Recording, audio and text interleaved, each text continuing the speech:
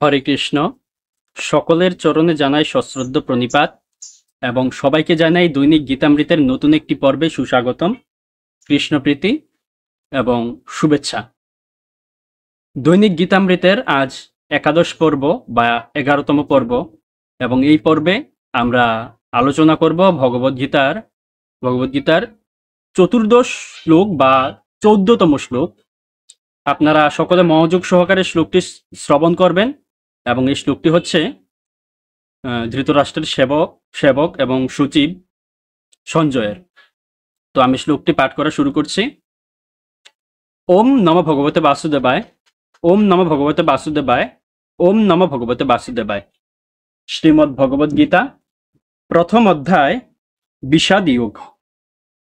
ওম ততঃ সুয়তৈর হয়ৈর ইয়ুক্তে মহতি শ্রীয়ন্দনে স্থিতৌ মাধব পাণ্ডবশ্চৈব দিব্যৌ শঙ্খু প্রদদ্মতু। শ্লোকটির অনুবাদ: অপরপক্ষে শ্বেত অশ্বচালিত এক দিব্য রথে স্থিত শ্রীকৃষ্ণ ও অর্জুন উভয়ে তাদের দিব্য শঙ্খ বাজালেন। তো আমরা যদি এই শ্লোকটি একটু দেখি তাহলে এই শ্লোকে দেখতে পাচ্ছি যে ভগবান শ্রীকৃষ্ণ এবং অর্জুন এমন একটি রথে করে যুদ্ধক্ষেত্রে প্রবেশ করলেন যে রথের ঘোড়াগুলো সাদা বা শ্বেত অশ্ব দ্বারা চালিত। এবং আমরা দেখতে পাচ্ছি এই রথটিকে দিব্য রথ বলে সম্বোধন করা হয়েছে এজন্যই যে এই রথটি কোনো দেবতা প্রদত্ত বা দিব্য শক্তি বিশিষ্ট। কারণ হচ্ছে এই রথটি অর্জুনকে প্রদান করেছিলেন অগ্নিদেব, এজন্য। এবং দেখতে পাচ্ছি শ্রীকৃষ্ণ ও অর্জুন উভয় কিন্তু একই রথে ছিল। সাধারণত একই রথে কিন্তু দুইজন যুদ্ধ অবস্থান করেন না, বা যারা মহারথী থাকে তারা সাধারণত দুইজন একসাথে এক রথে কখনো যুদ্ধ করেন না, এমনটাই প্রচলিত। তো তাহলে নিশ্চয়ই এই দুইজনের মধ্যে একজন ছিলেন সারথী, আর সারথী ছিলেন ভগবান শ্রীকৃষ্ণ। আমরা যখন কোনো সিনেমা বা অন্যান্য কোনো মুভি বা নাটক দেখি, তখন সিনেমার বা নাটকের যিনি প্রধান নায়ক থাকেন তার প্রবেশটা খুব ইন্টারেস্টিং ভাবে হয়, খুবই চমকপ্রদ হয় বিভিন্নভাবে, খুবই আকর্ষণীয় একটা মুহূর্ত এবং উত্তেজনাকর রোমাঞ্চকর একটা মুহূর্ত থাকে ওই সময়। সেই নায়ক খুব রোমাঞ্চকর ভাবে প্রবেশ করে সিনেমার মধ্যে, খুব ইন্টারেস্টিং ভাবে, খুব চমকপ্রদ বা চমৎকার ভাবে, খুব একটা রোমাঞ্চকর বা উত্তেজনাকর একটা মুহূর্তে প্রথমে তার চোখ দেখা যাবে বা প্রথমে পা দেখা যাবে, অর্থাৎ সাথে সাথে তার চেহারাটা দেখানো হয় না, খুবই অপেক্ষায় রাখে দর্শকদেরকে।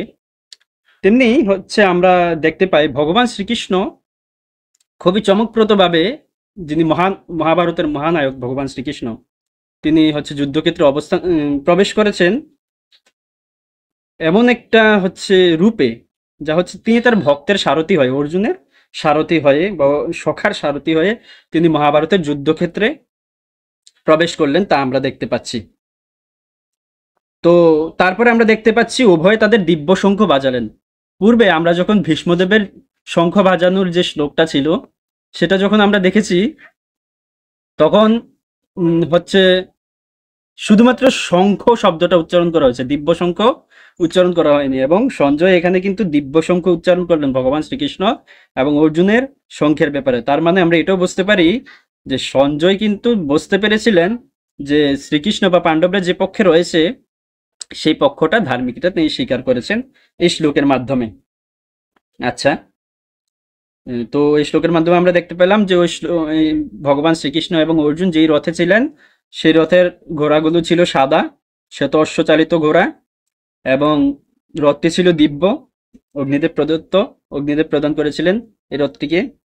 এবং শ্রীকৃষ্ণ এবং অর্জুন উভয়ে তারা কিন্তু একই রথে স্থিত ছিল, অর্থাৎ ভগবান শ্রীকৃষ্ণ ছিলেন অর্জুনের রথের সারথি বা চালক, অর্জুন ছিলেন মহাযোদ্ধা বা মহারথী হিসেবে, এবং উভয়ের শঙ্খই দিব্য শঙ্খ। তো পরবর্তী শ্লোকে কিন্তু আমরা তাদের শঙ্খগুলোর নাম আমরা দেখতে পাবো বা তারা বাজাবে, পরবর্তী শ্লোকে আপনারা দেখতে পাবেন। তো এখন শ্রীল প্রভুপাদ এই শ্লোক সম্বন্ধে কি মতামত দিচ্ছেন এটা একটু দেখে নিই। তাৎপর্যে ভীষ্মদেবের শঙ্খের সঙ্গে বৈসাদৃশ্য দেখিয়ে শ্রীকৃষ্ণ ও অর্জুনের হস্তস্থিত শঙ্খকে দিব্য বলে বর্ণনা করা হয়েছে। দিব্য শঙ্খের ধ্বনি এই সংকেতই প্রদান করলো যে ভগবান শ্রীকৃষ্ণ পাণ্ডব পক্ষে যোগদান করার জন্য অপর পক্ষের বিজয়ী হওয়ার কোনো আশাই ছিল না। জয়স্তু পাণ্ডপুত্রা নাম ইয়াসাম পক্ষে জনার্দন। ভগবান শ্রীকৃষ্ণ তাদের সঙ্গে থাকার জন্য বিজয় সর্বদা পাণ্ডপুত্রদের মতো ব্যক্তিদের সঙ্গেই থাকে।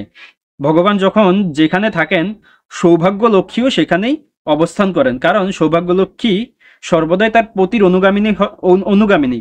তাই বিষ্ণু বা শ্রীকৃষ্ণের দিব্য শঙ্খধ্বনির মাধ্যমে ইঙ্গিত করা হয়েছিল যে অর্জুনের জন্য বিজয় ও সৌভাগ্য প্রতীক্ষা করছে।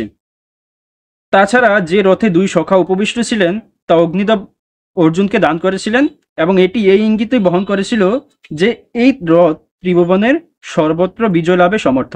আচ্ছা, এই শ্লোক সম্বন্ধে আরেকটু মতামত দিই। আমরা প্রভুপাদের মন্তব্যটা দেখলাম।